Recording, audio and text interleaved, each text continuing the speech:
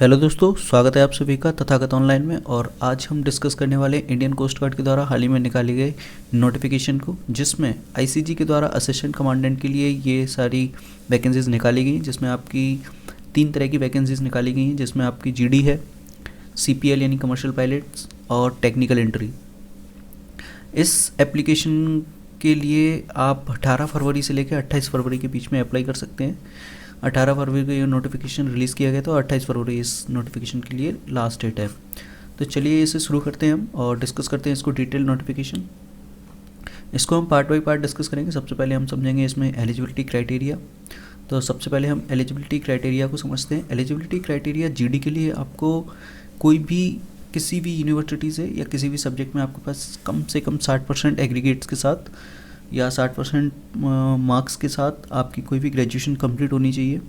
और उसके साथ ही आपकी जो 12th क्लास की मैथमेटिक्स और फिजिक्स आपको मैंडेटरी है, जिसमें आपकी मिनिमम 55% होना चाहिए। और इसके लिए जो डेट ऑफ बर्थ रखी गई है वो है आपकी 1 जुलाई 1998 से 30 जून 2002। इस 1 जुलाई 1998 से लेकर 30 जून 2002 तक जिनकी भी डेट ऑफ बर्थ है वो सभी कैंडिडेट्स इसमें अप्लाई कर सकते हैं। और ऐसे कैंडिडेट्स जो इक्विवेलेंट पर्सनल है इन आर्मी, नेवी और एयरफोर्स, इन सभी को 5 साल का रिलैक्सेशन मिलेगा।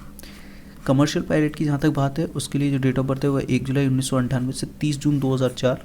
तो इस डेट से लेके 1998 से और 2004 तक के कैंडिडेट इसमें अप्लाई कर सकते हैं। इसके लिए मेल और फीमेल दोनों अलाउड है। इसमें आपको 12th class equivalent with physics and mathematics minimum 55% और आपको इसमें ज़रूरत पड़ेगी एक कमर्शियल पायलट लाइसेंस की, जो कि इशूड हो bye DGCA।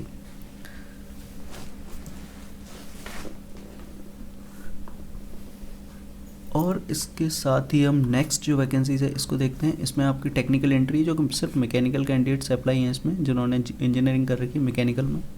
Date of birth दोनों ही पहली जीडी के तरह ही है, 1 जुलाई 1998 से 30 जून 2002।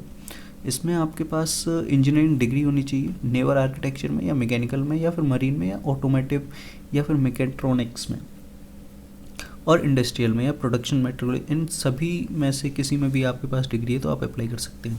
और एज यूजुअल मैथमेटिक्स और फिजिक्स आपकी 12th क्लास में 55% इसके साथ होनी चाहिए। इसके बाद जो लास्ट एंट्री है इसमें वो है आपकी टेक्निकल इलेक्ट्रिकल या इलेक्ट्रॉनिक्स।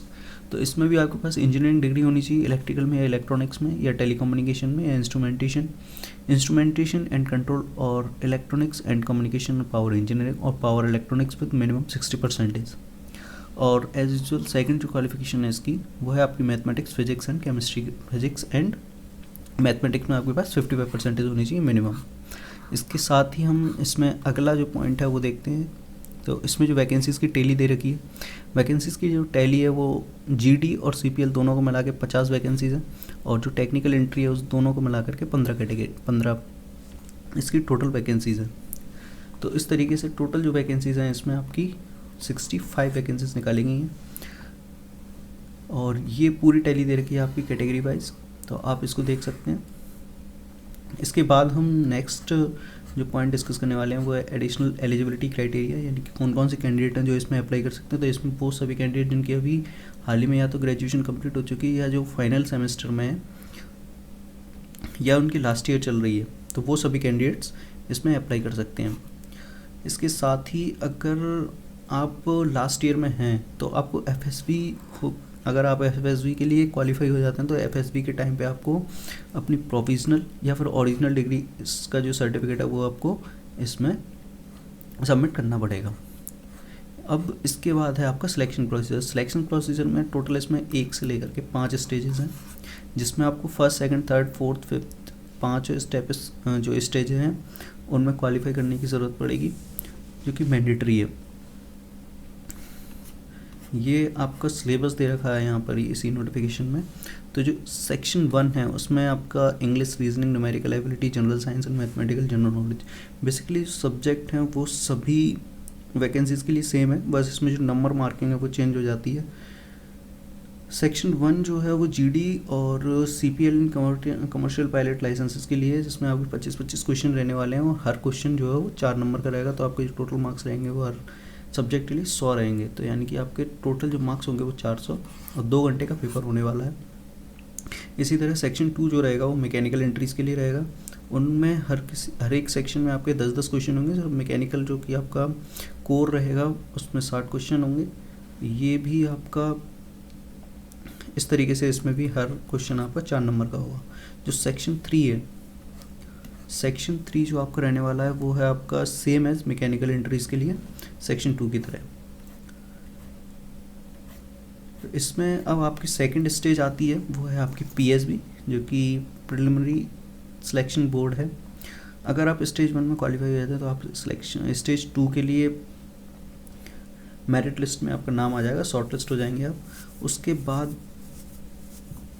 आपका जो भी PPDT है और CCVT है वो होगा। इसके बाद आपकी डॉक्यूमेंट वेरिफिकेशन और कैंडिडेट्स का जो वेरिफिकेशन है वो होता है। थर्ड स्टेज में आपका FSB होने वाला है। FSB में आपका इंटरव्यू या पर्सनैलिटी टेस्ट जिसको आप बोल सकते हैं वो होगा। और इसके साथ ही फोर्थ जो स्टेज है उसमें आपका मेडिकल एग्जामिनेशन होंगे, ठीक है। आपका पूरा फिज़िकल जो एग्ज़ाम है वो रहेगा। इसके बाद जो है स्टेज 5 जो कि इंडक्शन है। इंडक्शन जो है फोर्थ स्टेज के बाद आएगा आपका, जो कि आपकी सिलेक्शन के बाद आपको एक बेसिक ट्रेनिंग के लिए भेजा जाएगा जिसमें नेवल ओरिएंटेशन कोर्स बोलते हैं जो कि INA की एकेडमी में होगा आपका। तो रिजल्ट का जो डिक्लेरेशन है वो स्टेज 1 से लेकर स्टेज 5 तक का can be accessed by log in candidates account on ICG। The result of the online examination at stage 1 will be announced tentatively within 30 days. So ये पूरा प्रोसेसर इन्होंने दे रखा है कि आप किस तरीके से फॉर्म के लिए अप्लाई कर सकते हैं, आपको कौन कौन से डॉक्यूमेंट की ज़रूरत पड़ेगी। तो स्टेज 1 के लिए आपको अप्लाई करना पड़ेगा, और जब आप एप्लीकेशन फिल कर रहे होंगे तो आपको कौन कौन से डॉक्यूमेंट चाहिए वो यहाँ पर दिया गया। आपको ज़रूरत पड़ेगी पासपोर्ट साइज़ फ़ोटोज़ की जो कि कलर होने चाहिए, एंड दिसंबर से पहले के फ़ोटो नहीं होने चाहिए, यानी आपको नेम और डेट इसमें डालना पड़ेगा। बैकग्राउंड जो है वो without headgear except form 6, मतलब उन्होंने ऐसा दे रखा है कि आपको कोई कैप वगैरह फ़ोटो लगा के नहीं, जो फ़ोटो रहते हैं उनमें कैप वगैरह आपका नहीं लगा होना चाहिए। तो photograph is to be taken without spectacles and candidates holding a black slate in front of his chest with his name and date of photograph taken. तो इसमें आपको जो स्लेट वाले फ़ोटो इंडियन कोस्ट गार्ड में 10-12 वाली entries में लगते हैं, वही स्लेट वाले फ़ोटो आपको यहाँ पर भी लगाने हैं, जिसमें आपका नेम रहेगा और फ़ोटो कितनी तारीख को खींचा गया वो भी रहेगा। कैंडिडेट स्कैन इमेज, ठीक है। क्लियर लेफ्ट और राइट थंब दोनों आपको इसमें स्कैन करना पड़ेंगे। डेट ऑफ बर्थ का सर्टिफिकेट के लिए आप 10th की मार्कशीट लगा सकते हैं। फोटो आइडेंटिटी प्रूफ आपको आधार कार्ड या वोटर कार्ड, पासपोर्ट या पैन कार्ड इसमें से, या ड्राइविंग लाइसेंस कोई भी लगा सकते हैं। कैंडिडेट्स का एक हैंड रिटर्न डिक्लेरेशन रहेगा, फॉर्मेट अवेलेबल रहेगा आपकी वेबसाइट पर जब आप फॉर्म भर रहे होंगे। सर्विस सर्टिफिकेट या NOC कोई भी है, अगर आप सर्विसमैन है तो आपको NOC भी लगाना पड़ेगी। अगर आप कैंडिडेट हैं सर्विंग ICG के तो आपको सिविलियन और सर्विंग इन अदर ऑर्गेनाइजेशन, उसके लिए आपको NOC लगाना पड़ेगी। तो list of documents uploaded by the candidates if short listed for stage 2। तो ये स्टेज 2 के लिए आपको डॉक्यूमेंट्स दे रखे हैं, अगर आप उसके लिए सिलेक्ट हो जाए तो आपको कौन कौन से डॉक्यूमेंट अपलोड करने हैं। 10th की मार्कशीट, 12th, ग्रेजुएशन वाइज जो कि सेमेस्टर वाइज मार्कशीट है आपकी, अगर तो सेमेस्टर वाइज, ईयर वाइज है तो year wise, degree passing certificate, commercial pilot licence जो कि CPL के लिए, कैटेगरी सर्टिफिकेट, डोमिसाइल सर्टिफिकेट, और NCC अगर आपके पास है तो उसका एक सर्टिफिकेट। अगर SC/ST कैंडिडेट्स हैं आप तो उनका तो सर्टिफिकेट रहता ही। EWS कैंडिडेट्स को भी अपना सर्टिफिकेट देना पड़ेगा। OBC जो नॉन क्रीमी लेयर है उनको भी अपना सर्टिफिकेट देना पड़ेगा। द साइज के बारे में जो कि सबसे इम्पोर्टेंट है, अगर आप फॉर्म फिल करते हैं तो डॉक्यूमेंट का जो साइज़ है वो आपको 10 से लेके 100 KB तक रखना है, ठीक। इसमें जो नेक्स्ट है सबसे इम्पोर्टेंट की एग्ज़ाम फ़ीस। तो जो भी रिजर्व कैंडिडेट हैं SC/ST कैटेगरी के, उनके लिए ये कोई भी फ़ीस यहाँ पर है नहीं, वो ज़ीरो है। और अदर कैटेगरीज़ के लिए यहाँ पर फ़ीस जो है वो 250 चार्ज की जा रही है। इसके बाद आपकी एग्जामिनेशन सिटीज़ दी गई हैं। आपकी जब फॉर्म भर रहे होंगे तो 30 किलोमीटर के अंडर में जो भी सेंटर है वो आपको फर्स्ट प्रेफरेंस पे रखना है अपने। इसके साथ ही इसमें टेंटेटिव डेट दे रखी है हर पेपर के लिए। हर पोस्ट का जो पेपर है उसके लिए आपको टेंटेटिव डेट दे रखी है कि स्टेज 1 और स्टेज 2, 3, 4, 5 कब तक हो सकते हैं या कब होंगे। में भी जो डेट दे रखी होती हैं उसी टाइम पे हो जाते हैं।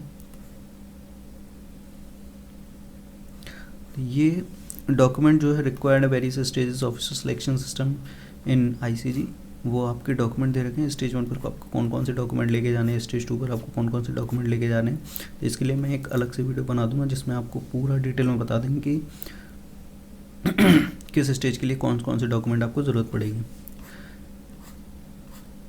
इसके साथ ही यहाँ पर आपका इन्होंने मेडिकल स्टैंडर्ड्स दे रखे हैं कि आपकी फ़िज़िकल स्ट्रेंथ या फिर फिज़िकल स्टैंडर्ड्स कितने होने चाहिए। तो असिस्टेंट कमांडेंट जीडी के लिए और टेक के लिए आपको 157 आपकी मिनिमम हाइट होनी चाहिए। ठीक, सीपीएल और मैन वुमेन के लिए आपकी 162 ली गई है और मैक्सिमम इसमें 197। वेट जो है वो आपका एज ±10% जो है एक्सेप्टेबल है। चेस्ट आपकी वेल प्रोपोर्शनेट, और जब आप एक्सपेंशन करें उसको तो नॉर्मल फिजिकल है जो किसी भी डिफेंस के एग्ज़ाम के लिए रहता है। ठीक, टैटू की हम बात कर लें एक बार। तो टैटू जो है परमानेंट जो बॉडी टैटूज हैं उसमें वो परमिट नहीं किए जाते हैं। Candidates belonging to tribal areas या किसी भी कम्युनिटी से आते हैं तो उनके जो टैटूज़ हैं वो यहाँ पर एप्लीकेबल होंगे, तो वो परमिट किए जाएंगे। Candidates permanent body tattoos are only permitted on inner face of forearms from inside elbow to the wrist and on the reverse side of palm, back, dorsal side of hand details। ठीक है, तो ये सब पूरा जो stages है आपका interview तक का, अभी हाल फिलहाल में आपको फॉर्म कैसे अप्लाई करना है और इसके लिए कौन कौन से कैंडिडेट्स एलिजिबल हैं वो मैं आपको बता रहा हूँ। इसके लिए मैं एक सेपरेट वीडियो बना दूँगा जिसमें आपको बता दूँगा कि कौन कौन से कैंडिडेट्स हैं या टैटूज़ के बारे में जो कोई भी कन्फ्यूज़न है आपकी, वो एक नेक्स्ट वीडियो में हम पूरे डिटेल वीडियो बना देंगे जिससे आपको पूरा क्लियर हो जाएगा। तो इसकी जो ट्रेनिंग है वो आपको पता ही है, बेसिक ट्रेनिंग होनी चाहिए। ये पूरा इनकम स्लैब दे रखा है रैंक वाइज, तो आपकी जो भी रैंक है उस हिसाब से आप देख सकते हैं। इसमें अच्छी खासी सैलरी है, जो जिसकी जो स्टार्टिंग सैलरी है वो 56,000 है। धीरे धीरे ये सैलरी बढ़ती जाएगी जैसे जैसे आपकी रैंक इंक्रीज़ होगी। और जो अदर बेनिफिट होते हैं वो सब इसमें दिए हुए हैं, ये सब आपकी सिलेक्शन के बाद आप पर एप्लीकेबल होंगे। तो दोस्तों आज हमने डिस्कस किया आईसीजी के द्वारा वैकेंसी जो निकाली गई हैं उसका डिटेल नोटिफिकेशन। ऐसे ही नोटिफिकेशंस को पाते रहने के लिए आप हमारे चैनल को सब्सक्राइब कर सकते हैं, जिससे आपको सारे नोटिफिकेशन हमारे चैनल पर मिलते रहेंगे और आपको मिलती रहेगी हर जॉब से रिलेटेड सारी इन्फॉर्मेशन। दोस्तों अभी तक के लिए इतना ही, धन्यवाद।